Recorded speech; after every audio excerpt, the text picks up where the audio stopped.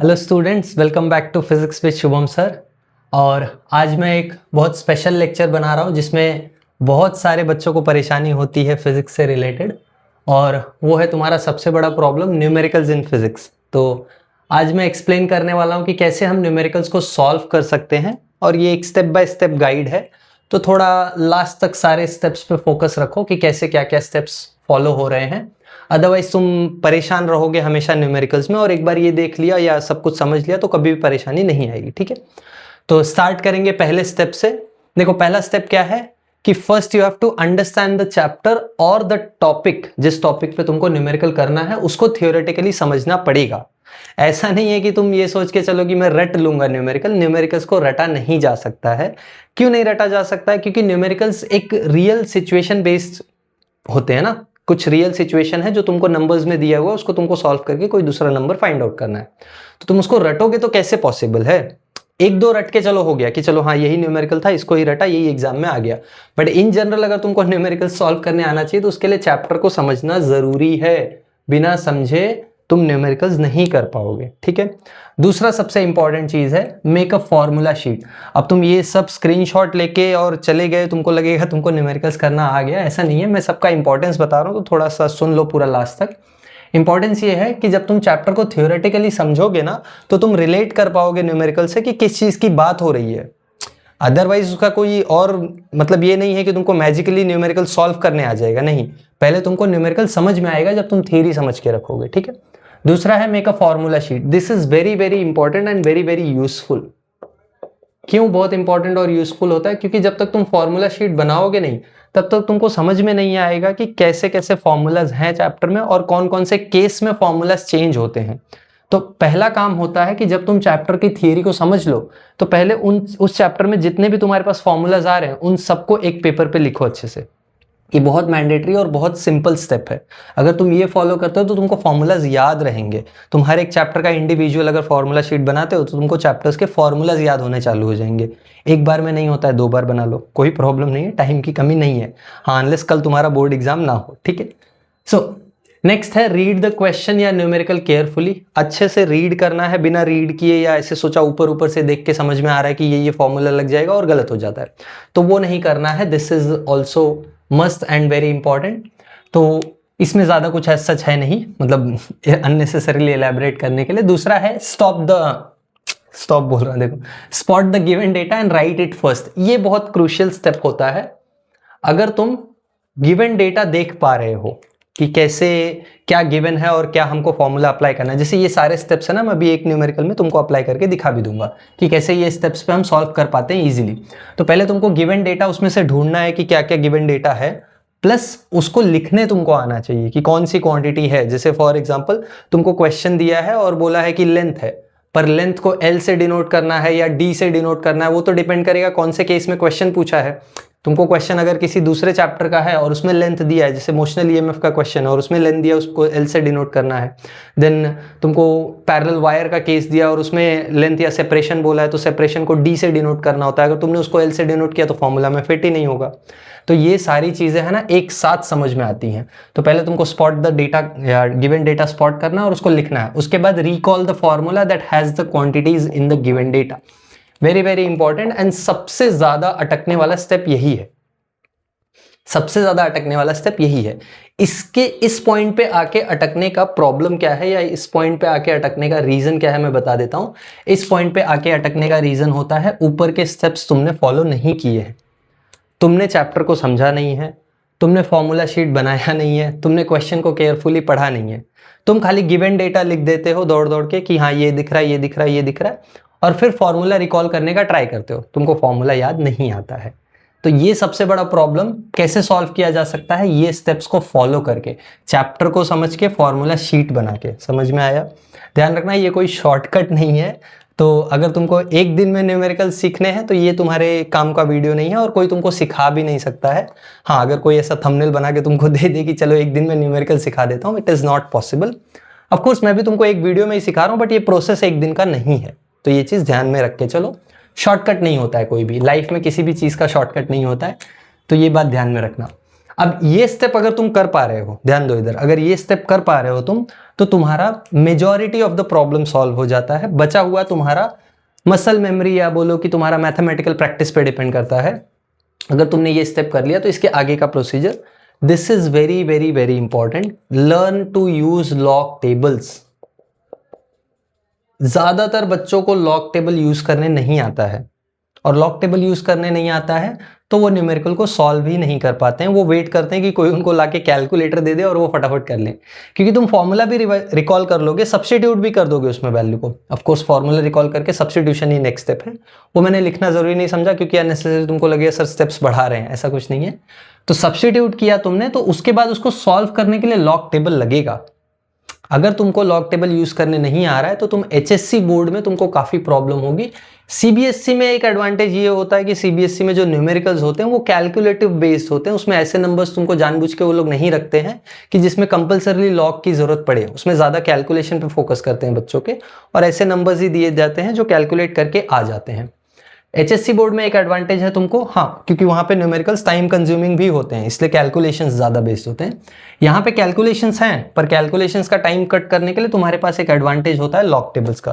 तो अगर तुम लॉग टेबल यूज करना सीख लो और प्रैक्टिस कर लो अच्छे से, तो तुम न्यूमेरिकल्स में अनस्टॉपेबल हो जाओगे, तुमको सारे न्यूमेरिकल्स हो जाएंगे, ठीक है। And last but not the least, practice calculations.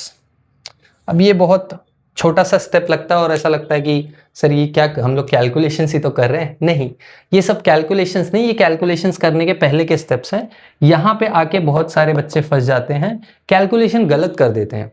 Log table use करने भी आता है तो एडिशन सब्ट्रैक्शन रॉन्ग कर देते हैं। I don't understand why you do it, but I can get it कि हो जाता है, पैनिक में हो जाता है, घाई घाई में हो जाता है। बट वहीं पे तुमको थोड़ा सा ध्यान रखना है कि कैलकुलेशंस करते वक्त थोड़ा सा अलर्ट रहो, ठीक है। अगर तुम कैलकुलेशंस करते वक्त अलर्ट हो तो तुम्हारे न्यूमेरिकल्स गलत नहीं होंगे, you will get the right answer. Is that clear?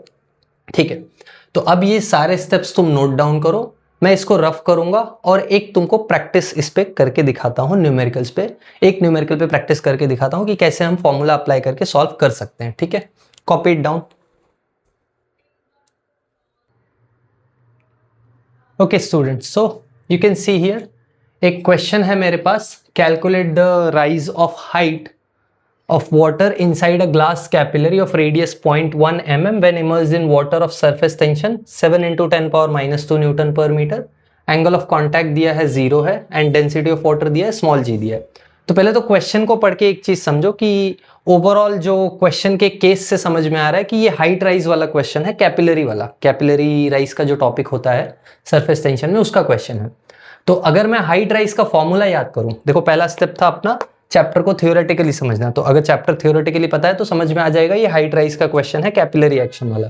दूसरा आता है फॉर्मूला शीट बनाने वाला, तो अगर मैंने फॉर्मूला शीट बनाया तो मेरे पास फॉर्मूलाज होंगे, या अगर मैंने फॉर्मूला शीट बनाया तो मुझे फॉर्मूलाज याद होंगे, ठीक है। तीसरा चीज, अब मुझे पता है कि कौन सा केस है तो कौन सा फॉर्मूला लगेगा। तो जैसे अगर मैं फॉर्मूला रिकॉल करता हूँ और गिवन डेटा लिख के, सपोज जैसे मैंने गिवन डेटा लिखा पहले, चलो मैं सॉल्यूशन स्टार्ट करता हूँ। गिवन डेटा देखो क्या है, गिवन लिखना प्रेफर करते हैं पहले। कैसे कैसे गिवन लिखेंगे देखो, calculate the rise of height of water, यानी h की वैल्यू हमको कैलकुलेट करनी है। जो दिया है जिस लाइन में तुरंत उसको लिख दिया करो, जैसे हाइट राइज पूछा है पहले ही लाइन में तो वही तुम्हारा पहला गिवन हो गया, ठीक है। Of a glass capillary of radius 0.1 mm, radius की वैल्यू है कैपिलरी ट्यूब के 0.1 mm की। एक हैबिट बना के रखो, ध्यान से सुनो, क्या हैबिट है? हैबिट ये है कि जब भी तुमको कोई भी क्वांटिटी दी हो और वो एसआई यूनिट में ना हो तो तुरंत के तुरंत वहीं पे उसको एसआई यूनिट में कन्वर्ट करो, क्योंकि ये सबसे बड़ा प्रॉब्लम होता है, बच्चे कन्वर्जन करना भूल जाते हैं और आंसर गलत आ जाता है। समझ में आया? तो हमेशा एक चीज ध्यान में रखने का कि तुमको, जैसे ये देखो न्यूटन मीटर, ये केजी, ये मीटर पर सेकंड स्क्वायर, ये सारी चीजें एसआई में है, इसको छोड़ के एमएम में दिया हुआ है। तो मिलीमीटर को कन्वर्ट करोगे तो क्या होता है, 1 मिलीमीटर इज 10 पावर -3 मीटर। तो अब ये मीटर में तो हो गया, मैं इसको और थोड़ा सिंप्लीफाई करूं तो 0.1 को मैं लिख सकता हूं 10 पावर -4 मीटर्स। कैसे? ये 0.1 का एक 10 पावर माइनस बनाया, इसको गया तो -4 हो गया, ठीक है। अगला आता है सरफेस टेंशन दिया हुआ है, सरफेस टेंशन को T से डिनोट करते हैं, उसकी वैल्यू है 7 × 10 पावर -2 न्यूटन पर मीटर। ये भी SI में है। एंगल ऑफ कॉन्टैक्ट थीटा दिया हुआ है, 0 है। देन डेंसिटी ऑफ वाटर दिया हुआ है, डेंसिटी को हम रो से डिनोट करते हैं, रो इज 1000 1000 kg पर मीटर क्यूब है। लास्टली स्मॉल g दिया हुआ है 9.8 मीटर पर सेकेंड स्क्वायर। अब देखो, पहला काम है फॉर्मूले को रिकॉल करना जो इस गिवन डेटा को सूट करता हो या इस गिवन डेटा में फिट बैठता हो। तो मुझे हाइट पूछा है, तो हाइट का मेरे पास जो फॉर्मूला होता है वो होता है 2t cos theta upon r रो g। अब ये ऐसा नहीं है कि जिन्होंने ये फॉर्मूला पढ़ा ही नहीं है उनके लिए ये लेक्चर किसी काम का नहीं, ऐसा नहीं। मैं तुमको स्टेप्स समझा रहा हूं कि कैसे यूज किया जाता है। तुम्हारे केस में कोई और फॉर्मूला होगा, ठीक है। तो अगर मुझे फॉर्मूला पता है तो आई कैन सी t दिया हुआ है, थीटा दिया हुआ है, रो दिया हुआ है, r दिया हुआ है, g दिया हुआ है, h पूछा है, तो ये फॉर्मूला परफेक्टली फिट बैठ रहा है। तुम कभी कभी कोई सिमिलर फॉर्मूला अप्लाई करके ट्राई करने लगते हो आंसर निकालने का, उसमें कोई एक अननोन वेरिएबल आ जाता है तो तुम वहां पे फंस जाते हो। अगला स्टेप क्या है, चलो सब्स्टिट्यूट करेंगे, इस फॉर्मूले में सब्स्टिट्यूट करेंगे। So therefore h will be equal to 2 into t की वैल्यू कितनी है 7 इंटू 10 पावर -2। ध्यान रखना इसके बाद वाला स्टेप है ये। फॉर्मूला लिख लिया मैंने, फॉर्मूला लिख लिया, सब्स्टिट्यूशन कर रहा हूं। देन 2t cos थीटा कितना दिया है 0, तो cos 0 डिवाइडेड बाय r हमको कितना मिला है 10 पावर -4। रो यानी 10 पावर ये 1000। अच्छा, अगर मैं 1000 को 10 पावर 3 लिखूं तो कोई प्रॉब्लम? मुझे तो नहीं लगता कोई प्रॉब्लम, तुमको भी नहीं लग रहा होगा कोई प्रॉब्लम। कमेंट्स में बताओ अगर कोई प्रॉब्लम है तो। सो 10 पावर 3 एंड लास्टली g का वैल्यू है 9.8। तो अब देखो बचा क्या है मेरे पास बचे हैं कुछ नंबर्स और कुछ 10 पावर्स। तो पहला स्टेप कैलकुलेशन का जो होता है वो ये होता है कि सबसे पहले नंबर्स और 10 पावर्स को सेपरेट कर लो। क्या कर लो? नंबर्स और 10 पावर्स को सेपरेट कर लो। तो चलो देखते हैं अगला स्टेप। नंबर क्या क्या है, 2 है और क्या है 7 है, नीचे क्या है 9.8 है। ये cos 0 1 हो जाता है तो वो गया। अब 10 पावर्स देखो, यहाँ -4 यहाँ +3 तो कितना बचेगा -1। -1 ऊपर जाएगा तो +1 और यहाँ -2 है तो ये आ जाएगा 10 पावर -2 + 1। समझा? बोलो हाँ या ना। ये सब बेसिक्स अगर थोड़ा बहुत हिला हुआ है तो प्रॉब्लम हो सकता है। फाइनल आ जाएगा 10 पावर -1, ठीक है। अगर इसको मैं थोड़ा सा और सिंप्लीफाई करूं जो कि हो सकता है, 2 इंटू 7 कर दोगे तो 14 अपॉन 9.8 इंटू 10 पावर -1 यानी ये हो जाएगा 1.4 अपॉन 9.8। देखो ले दे के तुम्हारे पास फाइनल नंबर्स ये बच गए। देखने में कितना बड़ा सब्स्टिट्यूशन था, फॉर्मूला कितना बड़ा था, सब्स्टिट्यूशन कितना बड़ा था, पर थोड़ा सा मैथ्स अगर बेसिक मैथ्स है, ऐसा कोई बहुत बड़ा डिफिकल्ट मैथ्स नहीं है, रॉकेट साइंस नहीं है। तुम थोड़ा सा बेसिक अगर मैथ्स भी जानते हो, जो कि पहला स्टेप मैंने बताया ना, नंबर्स और 10 पावर्स को सेपरेट करना, वहीं पे तुम्हारा न्यूमेरिकल बहुत सिंपल हो जाएगा कैलकुलेशन पार्ट। जैसे तुमने सेपरेट किया तुम्हारे पास नंबर्स ऐसे बचेंगे जिनको तुम थोड़ा बहुत एडजस्ट कर सकते हो। अगर एडजस्ट नहीं होते हैं तो फाइनल स्टेप बचता है लॉग का। जैसे फॉर एग्जाम्पल इसके आगे तुम एडजस्ट नहीं कर सकते, एक ही स्टेप बचा है डिवाइड करने का। तो अब डिवीजन करने के लिए देखो मैं क्या कर रहा हूँ, मैं लॉग यूज करने जा रहा हूँ ताकि तुमको समझ में आए कि लॉग यूज करना जरूरी है। और ये डिवीजन तो फिर भी किया जा सकता है, तुम सिंगल डिजिट या 2 डिजिट डिवीजन करने में थोड़ा तुम कर सकते हो। पर अगर तुम्हारे पास मल्टीपल नंबर्स हैं, 3-3 4-4 नंबर्स ऊपर हैं, 2 नंबर नीचे है, तो ऐसे केसेस में लॉग यूज करना कंपलसरी होगा। समझ में आ रहा है? तो इसको मैं लॉग से सॉल्व करके दिखा देता हूँ। लॉग से सॉल्व करने का स्टेप्स है। अच्छा, जिनको लॉग नहीं आता है उनको मैं बता दूं कि मैंने ऑलरेडी चैनल पे हाउ टू यूज लॉग करके 2 वीडियोस बनाए हैं, जिसमें एक में लॉगरिदम यूज करना सिखाया है, दूसरे में बाकी के जो बचे हुए टेबल्स हैं, स्क्वायर रूट, ये सारी चीजें। तो उसको जाके देखो, उसका लिंक तुमको डिस्क्रिप्शन में डाल दूंगा मैं, वो भी जाके देखो। और थोड़ा सा लॉग जब तक नहीं सीखोगे तब तक न्यूमेरिकल्स डिफिकल्ट ही रहने वाले हैं। यहाँ जैसा सिंपल केस नहीं होगा। अभी लॉग टेबल फिलहाल मेरे पास नहीं है तो मैं अपने कैलकुलेटर में जो लॉग टेबल होता है उसको ही यूज़ करूँगा।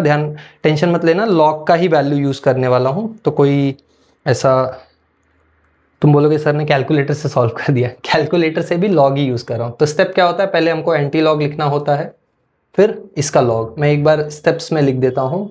लॉग 1.4 माइनस, क्यों माइनस? क्योंकि डिनोमिनेटर में है लॉग 9.8। ये करने के बाद जो भी आएगा उसको लिखना है। फिर मैं लॉग वैल्यूज लिख के सॉल्व करना चालू करता हूँ। एंटी लॉग ऑफ, अब लॉग 1.4 कैसे निकालेंगे?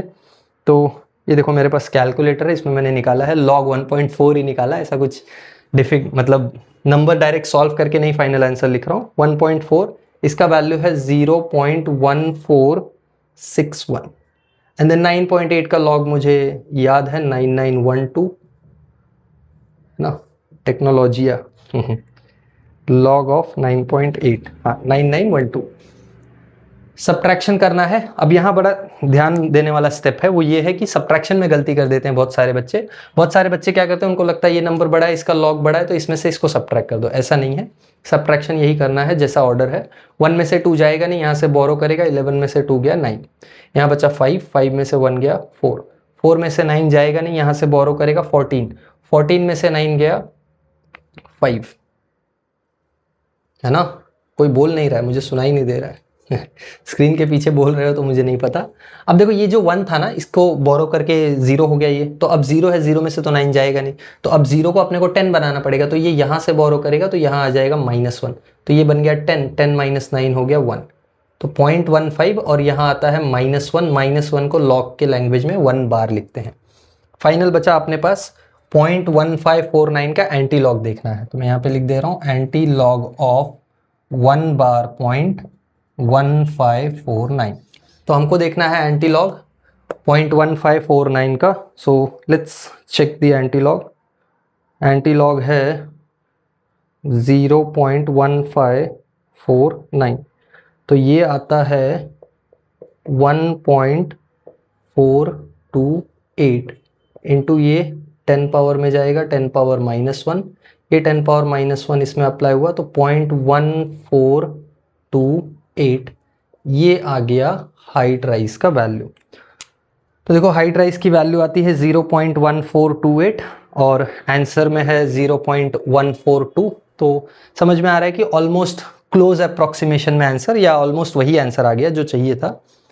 सो this is how you can apply all the steps to solve one particular numerical. अब बताने में इतना टाइम लग गया तो ऐसा नहीं कि सॉल्व करने में भी इतना टाइम लगेगा। तुमको पता है सब्स्टिट्यूशन किया, सॉल्व करना फटाफट लॉग से हो जाता है, तो hardly 2-3 minutes, 4 minutes, 5 minutes at max ले लो एक न्यूमेरिकल को, उससे ज़्यादा टाइम नहीं लगता है, ठीक है, अगर तुमको ये सारे स्टेप्स आ रहे हैं तो आई होप तुमको समझ में आया है कैसे न्यूमेरिकल सॉल्व करना है। एंड या अगर कोई और प्रॉब्लम है, कोई और इस लेक्चर से रिलेटेड डाउट है, कुछ पार्ट नहीं समझ में आया तो प्लीज़ मुझे बताओ। एंड या I will see you all in the next video. किसी और टॉपिक पे अगर तुमको कन्फ्यूजन है, कोई और चीज़ में अगर कन्फ्यूजन है तो please let me know in the comments. So bye everyone, have a good day.